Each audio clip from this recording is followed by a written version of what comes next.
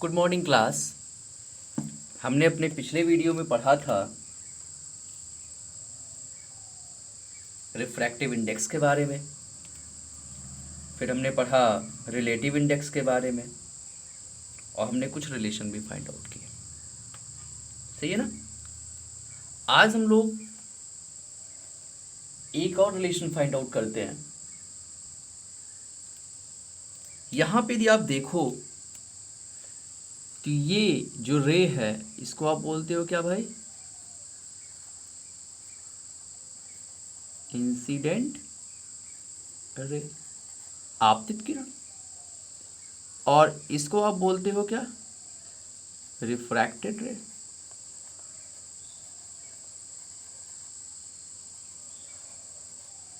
और ये जो है इसको बोलते हैं हम इमर्जेंट रे। इसे बोलते हैं अपवर्तित किरण।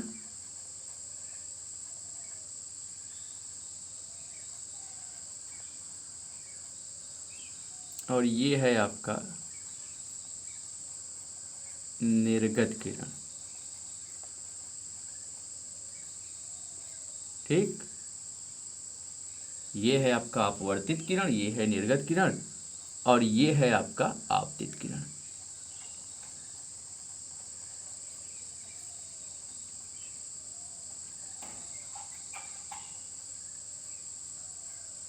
ये कंडीशन है। ये आपका आपतित किरण, ये अपवर्तित किरण और ये निर्गत किरण है। यहाँ पे आप देख भी सकते हैं फिगर में कि यहाँ पे पहला माध्यम आपका वायु है, दूसरा माध्यम मैंने एक ग्लास स्लैब लिया हुआ है। तो प्रकाश किरण पहले कहाँ से कहाँ जा रही है? वायु से ग्लास में जा रही है, फिर ग्लास से वायु में आ रही है। तो यहाँ पे हमारे पास दो अपवर्तक पृष्ठ हैं, एक वायु ग्लास और एक ग्लास वायु, नीचे भी एयर ही है। अब इस कंडीशन में ये जो एंगल है इसे हमने नाम दिया इंसिडेंट एंगल, ये रिफ्रैक्टेड एंगल, और जो यहाँ पे बन रहा है इसे हम बोलते हैं इमर्जेंट एंगल, निर्गत कोण बोलते हैं इसको। इसको क्या बोलते हैं हम? निर्गत कोण बोलते हैं। अब हमें क्या रिलेशन निकालना है? हमें जो यहाँ पे फाइंड आउट करना है, वह फाइंड आउट करना है, इसे बोलते हैं क्या? निर्गत कोण, इमर्जेंट एंगल।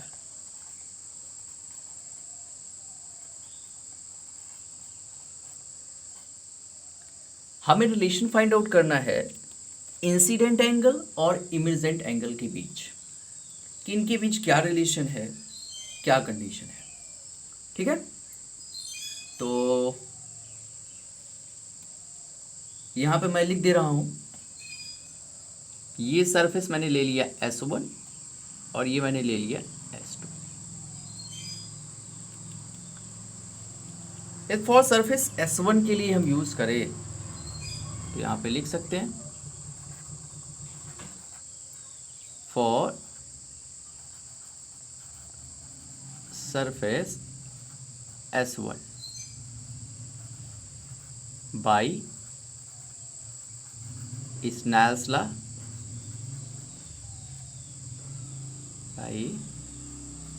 स्नेल्स लॉ हम लोग लिखेंगे क्या भाई? Sine i by sine r, और जो आपकी लाइट बीम है वो एयर से कहाँ जा रही है? ग्लास में। तो हम राइट करेंगे क्या? ANG which is equals to आपका हो जाएगा NG/NA। That is the equation 1। दूसरा देखिए, दूसरे सरफेस के लिए यदि आप देखो तो हम देख रहे हैं कि जो N1 और N2 है दोनों एक दूसरे के पैरेलल हैं, और पैरेलल कंडीशन में यदि कोई ट्रांसवर्सल लाइन जाए तो उनके अल्टरनेट एंगल्स क्या होते हैं? इक्वल होते हैं ना। तो यहाँ पे देखिए ये एंगल R है तो ये भी कितना होगा? एंगल R होगा। क्लियर कि ये एंगल R है तो ये भी कितना है आपका? एंगल R है। अब यहाँ पे सरफेस S2 के लिए देखा जाए तो ये रे क्या है आपकी? इंसिडेंट रे है, और ये क्या है आपकी? रिफ्रैक्टेड रे है। ये ना, कि इंसिडेंट रे हुई तो ये क्या हुई आपकी रिफ्रैक्टेड रे हुई। इसका मतलब यहाँ पे आर जो है इंसिडेंट एंगल है और आई जो है वो क्या है आपका रिफ्रैक्टेड एंगल है। यही हुआ ना। यहाँ पे इस सरफेस के लिए देखा जाए तो इंसिडेंट एंगल के प्लेस पे है आर और रिफ्रैक्टेड एंगल के प्लेस पे है ई।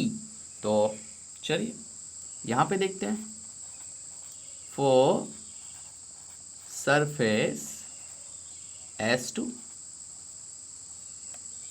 Bye Snell's law.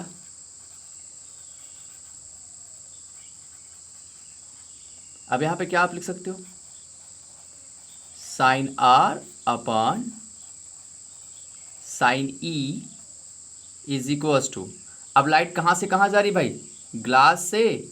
यहाँ पर क्या है तुम्हारा एयर ही है तो यहाँ पे ग्लास से कहाँ जा रही है एयर। तो क्या हो जाएगा GNA which implies that N of A upon N of G।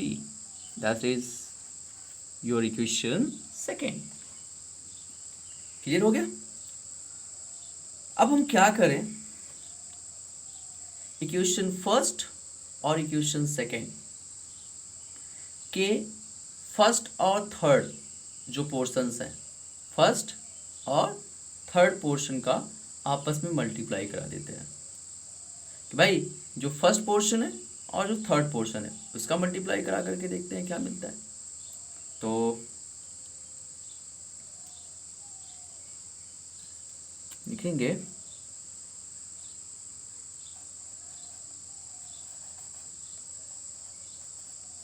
Multiply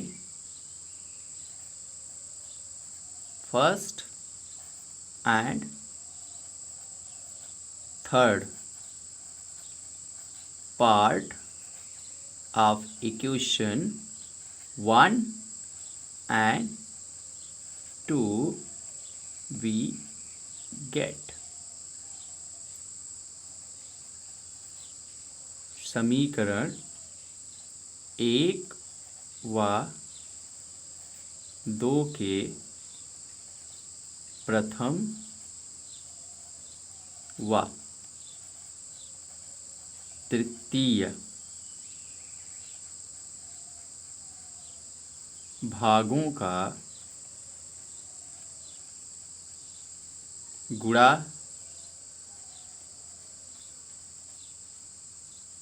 कराने पर। ठीक है कि हम क्या कर रहे हैं भैया गुणा करा रहे हैं कौन कौन से भागों का पहले और तीसरे। यदि हम पहले और तीसरे का मल्टीप्लाई कराएं आपस में तो देखिए हमें मिलेगा क्या कराने पर हमें देखिए यहाँ पे क्या मिल रहा है इम्प्लाइज दैट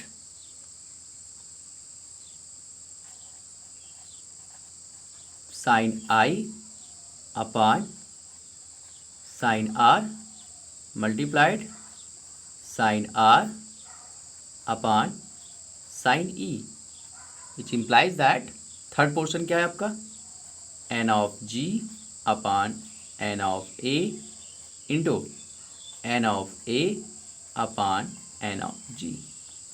अब यहाँ से आप देखो तो sine i by sine r इसका यदि हम सॉल्यूशन निकालें तो यहाँ से देखिए आपको सीधा वैल्यू मिल रही है क्या यहाँ से आप पा रहे हो sine i upon sine e is equals to कितना 1 क्योंकि देखिए साइन आर से साइन आर तुम्हारा कैंसिल हो गया n of g n of g n of n of a तो सारे पोर्शंस क्या हो गए कैंसिल आउट बचा जो रिमेनिंग वो क्या आपका sine i upon sine e is equals to 1 के।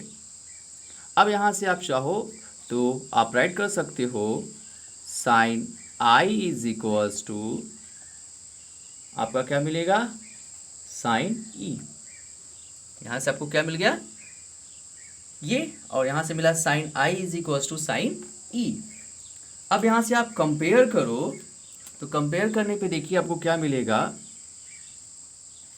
यहाँ से आप कंपेयर करके लिख सकते हैं angle I is equals to angle ई।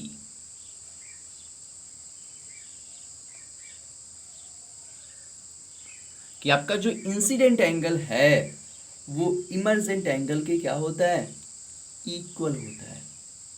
ये तो मिला कि that during the phenomena of refraction the incident angle equals to angle of emergence, कि भाई अपवर्तन की प्रक्रिया में आपतन कोण का मान निर्गत कोण के बराबर होता है।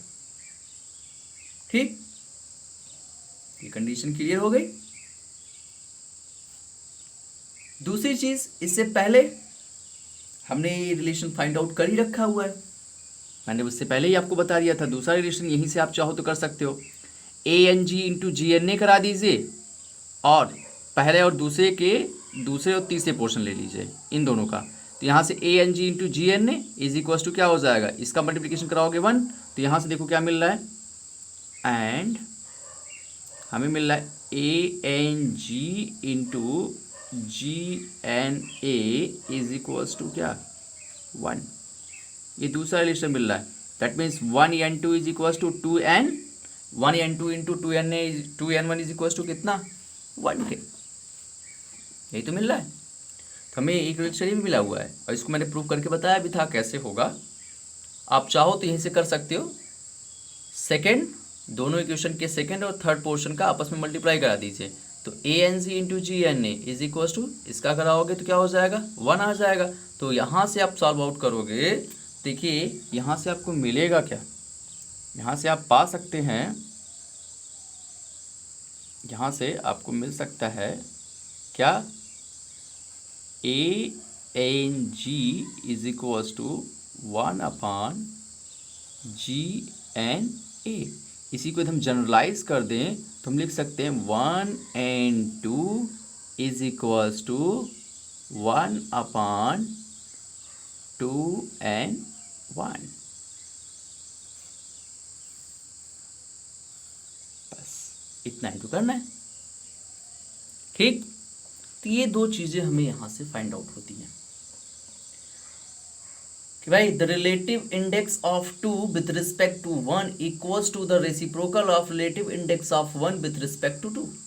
कि भाई पहले माध्यम के सापेक्ष दूसरे माध्यम का अपवर्तनांक दूसरे माध्यम के सापेक्ष पहले माध्यम के अपवर्तनांक के व्युत्क्रम के बराबर होता है, ये हमने पाया हुआ है। और आज हमने यहाँ पर रिलेशन निकाला angle I is equals to angle ई के।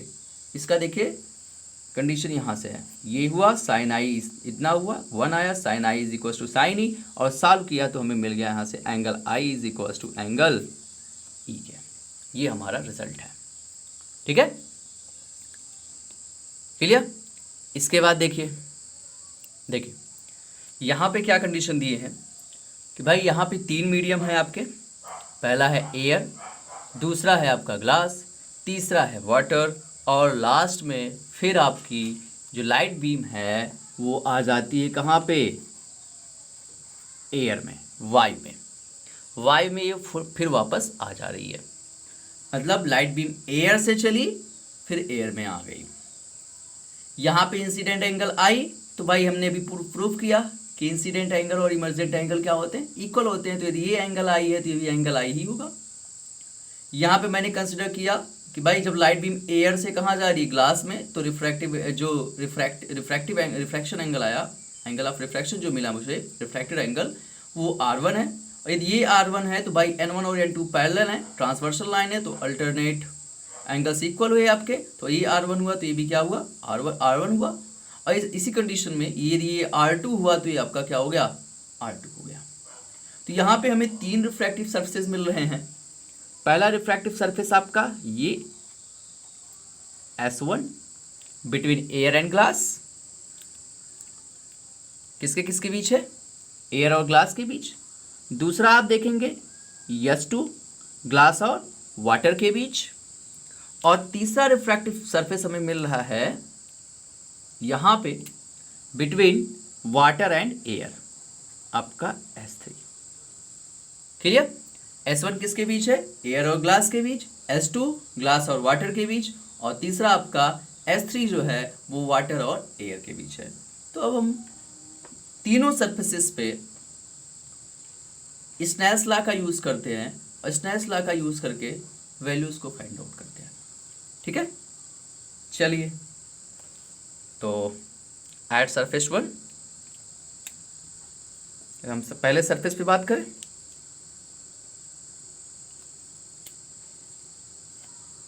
तो यहाँ पे आप देखिए at surface S1, that means air glass surface by Snell's law. Snell law के थ्रू यदि हम स्नेल के नियम के थ्रू लगाएं तो यहाँ पे इंसिडेंट एंगल कितना है आपका I, तो यहाँ पे हम क्या लिखेंगे साइन I, और इमर्जेंट रिफ्रैक्टेड एंगल कितना है R1, तो यहाँ पे लिख देंगे साइन R1 के, और इसकी वैल्यू क्या होगी, कहाँ से एयर से ग्लास में जा रहा है तो इसकी वैल्यू आ जाएगी ANG। ये हुआ आपका इक्वेशन 1। क्लियर। चलिए अब दूसरे सरफेस पे बात करते हैं हम। एट सरफेस S2, ये कौन सा होगा आपका ग्लास वाटर सरफेस। यहाँ पे भी स्नेल लॉ के थ्रू देखिए क्या मिलता है बाय स्नेल्स लॉ।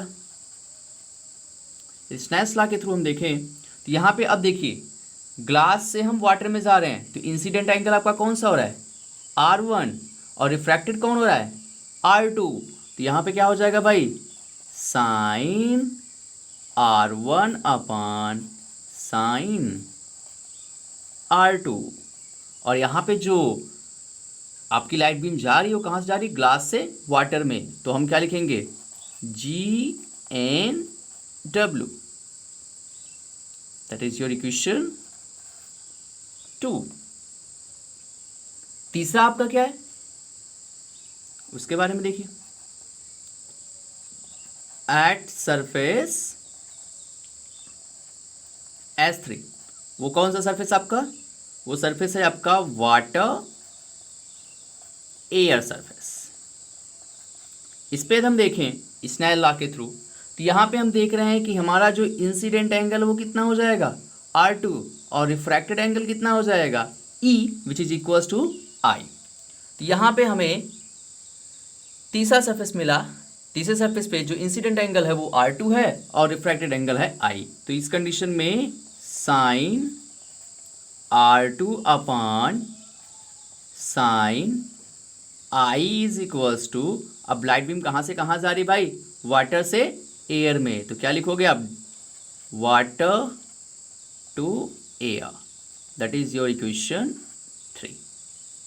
तो हमने तीनों सरफेस पे स्नेल लॉ के थ्रू वैल्यूज को फाइंड आउट कर लिया जो आपके सामने है।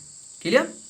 Sign I by sine R1 ANG, sine R1 upon sine R2 GNW, sine R2 upon sine I is equal to WNA। Clear हो गया।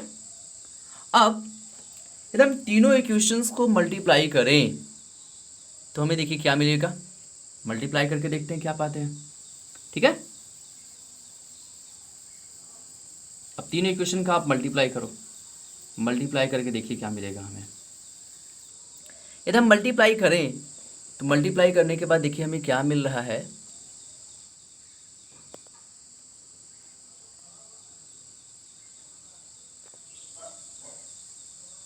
क्या मिल रहा है देखिए,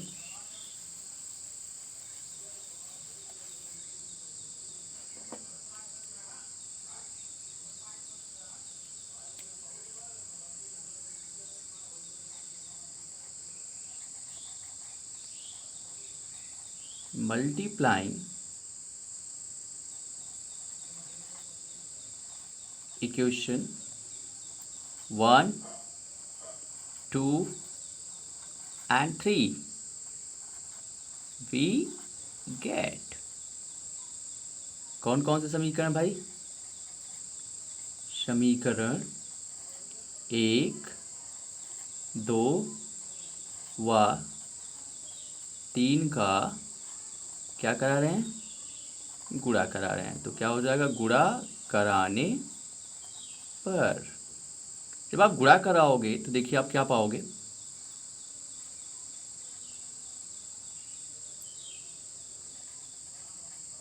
sign i upon sine R1 into sine R1 upon sine R2 into sine R2 upon sine I, which is equals to ANG into GNW into WNA। ये हमें तीन वैल्यूज़ मिली, सॉरी तीनों का मल्टीप्लिकेशन मिला।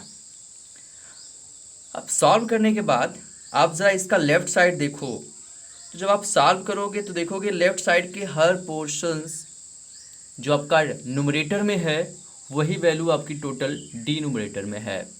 तो न्यूमरेटर और डिनोमिनेटर सेम है तो उनका टोटल वैल्यू कितना आएगा, 1 ना। तो यहाँ पे मैं क्या राइट कर सकता हूँ, 1। और यहाँ पे हमें क्या मिल गया, ANG into GNW into WNA। Clear, ये हमें मिल गया, ANG into GNW into WNA is equals to 1। इसी को यदि हम जनरलाइज करें तो हम यहाँ से लिख सकते हैं, क्या लिख सकते हैं, 1N2 into 2N3 into 3N1 is equals to किसके भैया, 1 के ना। देखो सही लिखा गया है कि गलत लिखा गया है, मैच कर लो। ANG पहला क्या था आपका, एयर, दूसरा क्या था, ग्लास, तीसरा क्या था, वाटर। पहला क्या है, एयर 1, दूसरा ग्लास 2, दूसरा ग्लास, तीसरा क्या था, वाटर था ना, तीसरा वाटर, फिर तीसरा वाटर, पहला क्या है, एयर। तो क्या मिला, 1N2 into 2N3 into 3N1 is equals to 1। Clear. तो ये थे आपके कुछ रिलेशंस जो रिफ्रैक्शन के फेनोमेना पे हैं। इसके बाद इस चैप्टर में हम लोग कुछ चीज़ें और डिस्कस करेंगे जो बहुत ही इम्पोर्टेंट हैं, और यहीं पे आपका आएगा critical angle, total internal reflection. तो ये 2 पॉइंट हैं, और इसी के साथ एक पॉइंट और भी है, हम लोग अपीरेंट डेप्थ, रियल डेप्थ की बात करेंगे, अपीरेंट हाइट, रियल हाइट की बात करेंगे। इन सब के बारे में देखेंगे क्या क्या कंडीशंस मिलती हैं। तो यही सब टॉपिक्स हम अगले वीडियो में बात करेंगे। यहाँ तक आप पढ़िए, जहाँ भी आपको लगे कि हाँ मुझे नहीं समझ में आ रहा है, यहाँ पे प्रॉब्लम हो रही है, आप कमेंट करिए, आपका सोल्यूशन आपको भेजा जाएगा। ठीक है, और जो बची चीज़ मैंने भी बताई उसको हम अगले वीडियो में डिस्कस करेंगे। Okay, thank you.